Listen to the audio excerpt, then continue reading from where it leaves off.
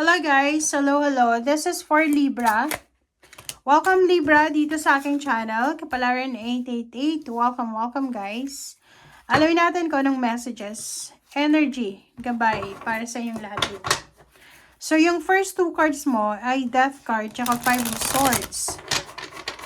Mayroon kang ini-aim, kumbaga mayroon kang talagang gusto, Libra, na like for example, mayroon kang, ito example lang ha, like relationship, ayaw na sa'yo pero kumakapit ka pa rin. Di ba parang kinakapitan mo pa rin siya. Kailangan mo na daw natapusin, kailangan mo nang i-give up this January. Kung ano man yan. Like may mga bagay-bagay ka or sitwasyon sa buhay mo na kailangan mo na daw tanggapin. Kasi hindi na pwede eh. Kumbaga, outdated na siya. Kailangan nang matapos. Okay? Kailangan nang matapos. Kailangan nang magdesisyon. Para tapusin. Okay? Kumbaga, pinaglalaban pa rin natin. Kung ano man yan, Libra, it's either relationship, like bahay, lupa, sasakyan na hindi mo na kayang hulugan, pero kapit na kapit ka pa rin. Mag-iingat ka. Kailangan mo na daw na give up. As long as na hindi mo na kaya. Diba? Kaloka to. The Devil and Three of Cups. Kumbaga yun, parang sinasabi ng bara sa'yo, are you involved sa third party, Libra? Are you involved sa illegal? Are you involved sa mga evil acts? Kasi sinasabi ng bara sa atin na okay, masaya tayo sa ginagawa natin. Masaya ka sa ginagawa mo. Pero alam mo sa sarili mo na this is illegal, this is not good, kasalanan yan. If nasa ganyan kang sitwasyon, kailangan mo nang i-give up eh. Okay? It's either third party, it's either bisyo, it's either connection, it's either kung ano man siya na alam mo na hindi maganda sa magkakaroon ka ng kasalanan sa Panginoon, sa kapwa, magiging masama ka, parang ganun. So, you need to let go. Let go, release yourself or yung situation na yan. Kasi temptation yan eh. Evil yan eh. Kahit na masaya pa tayo.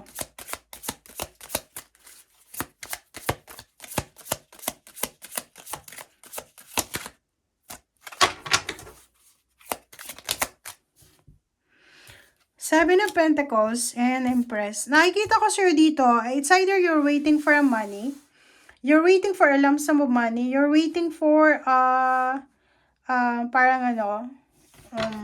retirement. Pwedeng you're waiting for retirement, you're waiting for a new job offer, for salary increase, higher position, kung ano man yun na hinihintay mo, na pwedeng magdala sa'yo ng stability and balance. Sinasabi ng bara sa'yo na pag alam mo na unrealistic na, kailangan mo nang i-give up. Kasi may ganun eh, diba? May mga tao na marami silang pangarap sa buhay na parang outdated na.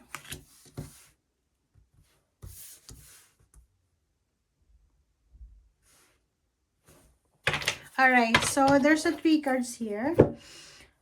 Sabi ng bara sa'yo dito na judgment, yun. Napaka-importante daw, Libra. As a Libra, justice ka, diba?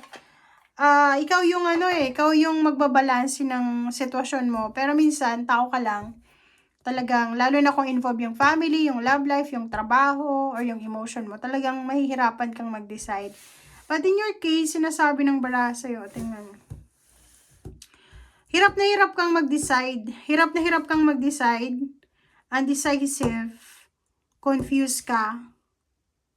Ayaw mo magsisi. Yung parang alam mo kung ano yung decision mo, but hindi mo siya ginagawa. It's because natatakot ka. Natatakot ka. Na baka mali yung decision mo. Tama ba? Please comment down below.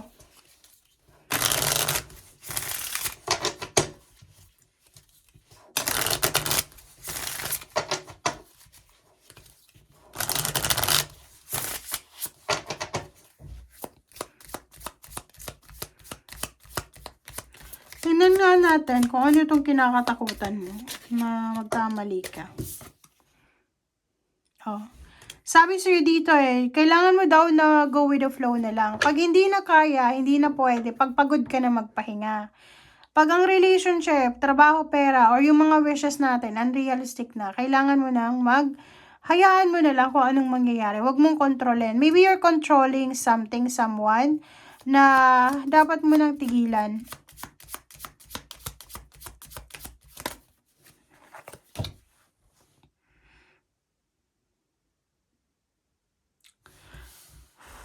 Dito naman, sinasabi ng baraha sa'yo na, mayroon kang sinasayang Maybe you're wasting your energy, your time, your love, your effort, na kailangan mo nang tigilan siya. Kasi pag hindi mo daw tinigilan yan, mauubos yung oras mo, yung panahon mo, yung youth mo, yung age mo. And then, pagsisisihan mo siya sa bandang huli. Tapos, sinasabi ng baraha sa'yo dito na possible na sinasayang mo yung pera. Diba? Mag-iingat ka talaga, Libra. You need to be careful. Kasi sarili mo yung kaaway mo dito Maybe you are suffering or maybe you're experiencing this thing. 2023, 24, 25, parang ganun. Or 3 years, 2 years ka na bang nag-experience ang ganito? Kasi kalaban mo yung sarili mo It's either yung sarili mo yung kalaban mo, yung konsensya mo, yung pagmamahal mo. Kasi minsan, pag sobra-sobra tayo nagmamahal sa ibang tao, nakakagawa tayo ng masama. Na alam natin na masama, pero ginagawa pa rin natin. So, kung ikaw yan, tigilan mo na daw. Kasi pag hindi mo daw tinigilan yan, possible ka na yun, pagdaanan ka ng ng bad luck or death or kung ano pa man. Eto sinasabi ng baraha sa'yo na possible ka na makatanggap ng balita ngayong January ng may namatay na kaibigan, kakilala, or pwedeng kung sino man siya. Okay? And sa likod nito is the shepherd. Sinasabi ng baraha sa'yo na ikaw yan, shepherd Parang, ang bigat ng daladalahin mo, 'di ba? Ang dami mong obligations, ang dami mong pinapasan. Pero, yun na nga, yung sabi sa'yo ng baraha, you're the shepherd. Pero alam mo ba na, ang Panginoon, the Lord is my shepherd and the Lord is our shepherd din. So, pag hindi na natin kaya, yung mga binibitbit natin na obligations, bagahe, just lift it everything sa God. Kasi, wala kang power Kahit sabihin mo na napakalakas ang katawan mo, ng isip mo, mapera ka, still you don't have the power na mayroon ang Diyos. So, may mga bagay-bagay na kailangan nating i-surrender sa Kanya. Okay? Thank you guys. Bye!